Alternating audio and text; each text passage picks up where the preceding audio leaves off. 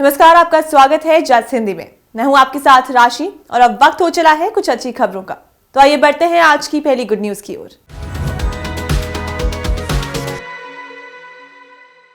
पूर्व प्रधानमंत्री डॉक्टर मनमोहन सिंह को आर्थिक और राजनीतिक जीवन में उनके योगदान के लिए हाल ही में लंदन में इंडिया यूके अचीवर्स ऑनर्स द्वारा लाइफ टाइम अचीवमेंट अवार्ड से सम्मानित किया गया। हालांकि इस अवार्ड को लेने के लिए पूर्व पीएम ब्रिटेन नहीं पहुंच सके, लेकिन यह अवार्ड राष्ट्रीय भारतीय छात्र और पूर्व छात्र संघ यूके द्वारा दिल्ली में डॉक्टर मनमोहन सिंह को सौंपा जाएगा। भारत में ब्रिटिश काउंसिल और यूके के अंतर्राष्ट्रीय व्यापार विभाग के साथ साझेदारी में राष्ट्रीय भारतीय छात्र और पूर्व छात्र संघ यूके द्वारा इंडिया यूके अचीवर्स ऑनर्स का आयोजन किया जाता है। यहाँ ब्रिटिश विश्वविद्यालयों में अध्ययन करने वाले भारतीय छात्रों की उपलब्धियों का जश्न मनाते हैं। इसी दौरान डॉक्टर मनमोहन सिंह को लाइफ टाइम अचीवमेंट ऑनर दिए जाने का ऐलान हुआ। यह अवार्ड मनमोहन सिंह को ऑक्सफोर्ड और कैम्ब्रिज यूनिवर्सिटी में उनकी एकेडमिक उपलब्धियों में दिया गया। डॉक्टर मनमोहन सिंह ने एक लिखित संदेश में कहा कि मैं इस भाव से बहुत प्रभावित हूँ जो विशेष रूप से युवा लोगों से आ रहा है, जो हमारे देश बल्कि दोनों देशों के बीच संबंधों का भविष्य है। 90 वर्ष की उम्र में अर्थशास्त्री मनमोहन सिंह ने कहा कि भारत यूके संबंध वास्तव में हमारी शैक्षिक साझेदारी द्वारा विशेष रूप से परिभाषित किए गए हैं। हमारे राष्ट्र के संस्थापक पिता महात्मा गांधी, जवाहरलाल नेहरू, डॉक्टर BR अम्बेडकर, सरदार पटेल और कई अन्य लोगों ने यूके में अध्ययन किया और आगे चलकर महान नेता बने। ये एक विरासत है जो भारत और दुनिया को प्रेरित करती है। वर्षों से अनगिनत भारतीय छात्रों को ब्रिटेन में अध्ययन करने का अवसर मिला है। हिमाचल में कोरोना काल के समय लोगों पर दर्ज मामले वापस लिए जाएंगे। मुख्यमंत्री सुखविंदर सिंह सुक्खू ने फैसला लिया है कि कोरोना काल के दौरान जिन लोगों पर केस दर्ज किए गए हैं वो सभी मामले वापस लिए जाएं। सरकार के इस फैसले से उन लोगों को बड़ी राहत मिली है जिन पर महामारी से जुड़े विभिन्न नियमों और दिशा निर्देशों की अवहेलना के दृष्टिगत केस दायर किए गए थे। मुख्यमंत्री ने कहा कि मानवीय संवेदनाओं के साथ करुणा भाव शासन का अभिन्न अंग है। कोरोना महामारी से त्रस्त बहुत से लोगों पर नियमों के उल्लंघन के मामले दर्ज किए गए थे। कुछ लोग रोजगार की तलाश में भटक रहे थे तो कुछ परिवार के लिए राशन और दवाई का इंतजाम करने के लिए बाजार का रुख कर रहे थे। महामारी ने सभी को मजबूर कर दिया था। सरकार का मानना है कि सामाजिक और पारिवारिक सरोकारों के निर्वहन में आपराधिक प्रवृत्ति नहीं होती। कोरोना काल में जिन लोगों ने विभिन्न नियमों व दिशा निर्देशों का उल्लंघन किया वो साधारण लोग थे। उनके क्रियाकलापों में आपराधिक प्रवृत्ति का बोध नहीं था।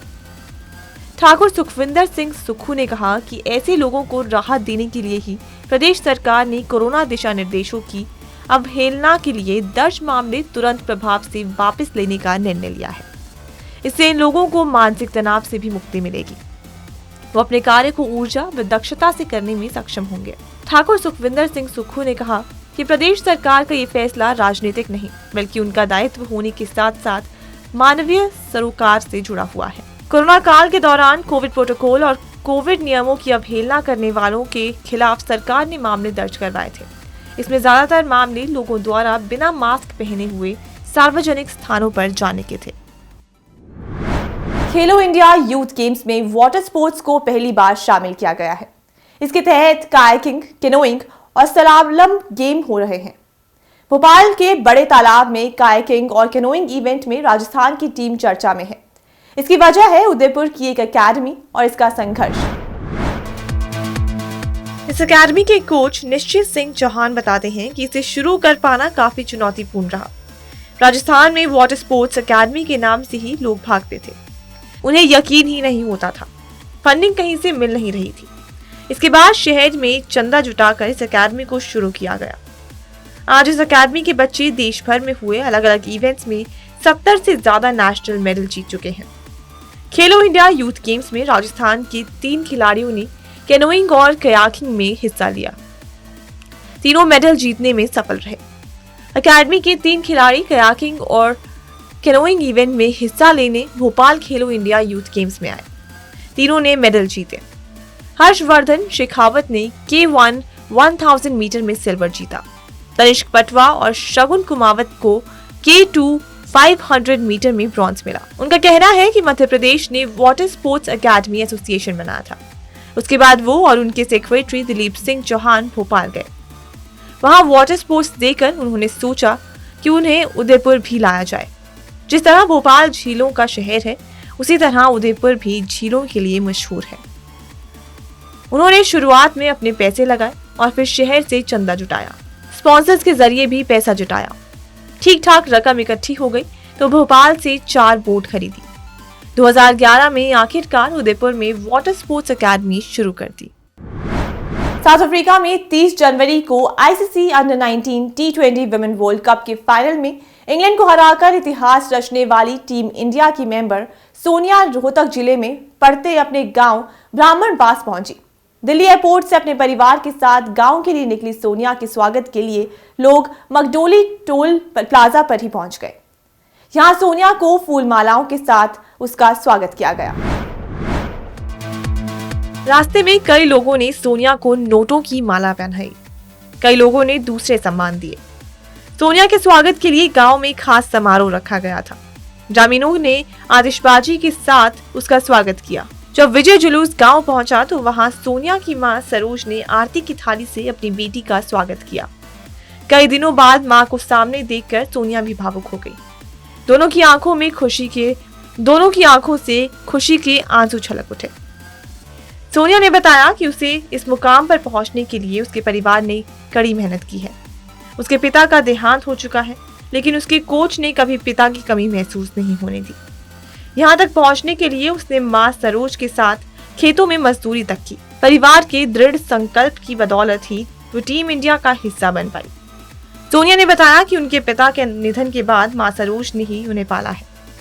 मां ने बहुत परेशानियां उठाई। उन्हें इस बात की खुशी है कि उनकी मां की मेहनत बेकार नहीं गई। अब उनका अगला टारगेट इंडिया की सीनियर वुमेन टीम का हिस्सा बना है। इसके लिए उन्हें जितना पसीना बहाना पड़ेगा वो उसके लिए तैयार हैं। केंद्रीय मंत्री नितिन गडकरी ने बजट की जमकर तारीफ की है। उन्होंने कहा है कि ये पहला बजट है जो हमें ग्रीन एनर्जी की ओर लेकर जाएगा। इस दौरान गडकरी ने फिर 2024 खत्म होने से पहले भारत का रोड इंफ्रास्ट्रक्चर अमेरिका जैसा करने की बात की है। केंद्रीय मंत्री ने कहा कि दिल्ली से देहरादून और चंडीगढ़ जयपुर जाना इतना आसान और सुगम बना देंगे कि लोग फ्लाइट लेना बंद कर देंगे। 2023-24 के बजट में सड़क परिवहन मंत्रालय को 2.70 लाख करोड़ रुपए आवंटित किए गए हैं। गडकरी ने कहा कि देश में इंफ्रास्ट्रक्चर को बदलने के लिए पिछड़े इलाकों में ज्यादा ध्यान देने की जरूरत है। हमारी प्राथमिकता इंफ्रास्ट्रक्चर डेवलपमेंट है। केंद्रीय राजमार्ग मंत्री ने कहा है कि इस बजट से पीएम के आत्मनिर्भर भारत के संकल्प को गति मिलेगी। जल्द ही हम दुनिया की सुपर इकोनॉमी बनेंगे और हमारा मुकाबला सिर्फ खुद से है। देश का विकास सड़क से जुड़ा है। सड़क बनने पर ही विकास होता है। सड़क अच्छी होगी तो इलाके में इंडस्ट्री आएगी, जिससे लोगों को रोजगार मिलेगा और लोगों की बेरोजगारी दूर होगी। बजट की विपक्षी नेताओं की ओर से हो रही आलोचना पर नितिन गडकरी ने कहा कि कुछ लोग समझकर भी नासमझ होते हैं, उन्हें क्या कहेंगे। विपक्ष का काम ही आलोचना करना है, वो तो बजट पर सवाल उठाएंगे ही। वहीं राजधानी दिल्ली में बढ़ते प्रदूषण पर गडकरी ने कहा कि यहाँ आते ही मेरी तबीयत बिगड़ने लगती है। प्रदूषण से निपटने के लिए हमें हाइड्रो पावर, सोलर पावर और ग्रीन एनर्जी को बढ़ाना होगा। ये पहला बजट है जो हमें ग्रीन एनर्जी की ओर लेकर जाएगा। 373 किलोमीटर और 7 दिनों के सफर के बाद विशाल शालिग्राम शिलाएं अयोध्या पहुंच गई हैं। गुरुवार सुबह रामसेवकपुरम में 51 वैदिक ब्राह्मणों ने शालिग्राम शिलाओं का पूजन कराया। इसके बाद नेपाल के पूर्व उप प्रधानमंत्री विमलेंद्र निधि और जानकी मंदिर के महंत तपेश्वर दास ने चंपत राय को शालिग्राम शिलाएं सौंप दी। इसी 6 करोड़ साल पुराने शालिग्राम पत्थर से भगवान राम और सीता की मूर्ति बनेगी, जो राम दरबार में स्थापित होगी। जनकपुर में राम व जानकी की जयंती के साथ साथ सीताराम विवाह भी बहुत धूमधाम से मनाया जाता है। महंत तपेश्वर दास की मंशा से ये काम हो रहा है।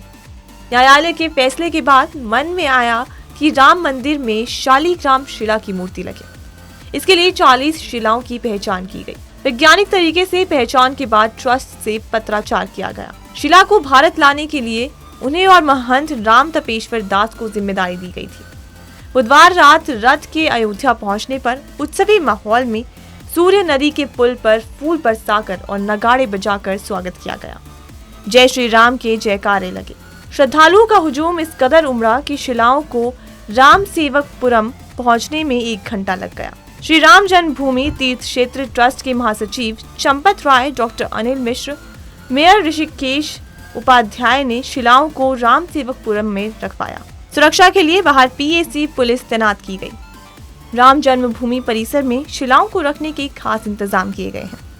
वहीं पूजन में शामिल होने के लिए 100 महंतों को आमंत्रित किया गया। ओडिशा और कर्नाटक से भी शिलाएं अयोध्या आएंगी। इन सभी का तुलनात्मक अध्ययन मूर्तिकार करेंगे, फिर उनके परामर्श पर ट्रस्टी विचार करेंगे। गुड न्यूज में आज के लिए सिर्फ इतना ही। फिर लौटूंगी कुछ अच्छी खबरों के साथ। तब तक के लिए मुझे दीजिए इजाजत और देखते रहिए जा सिंधी।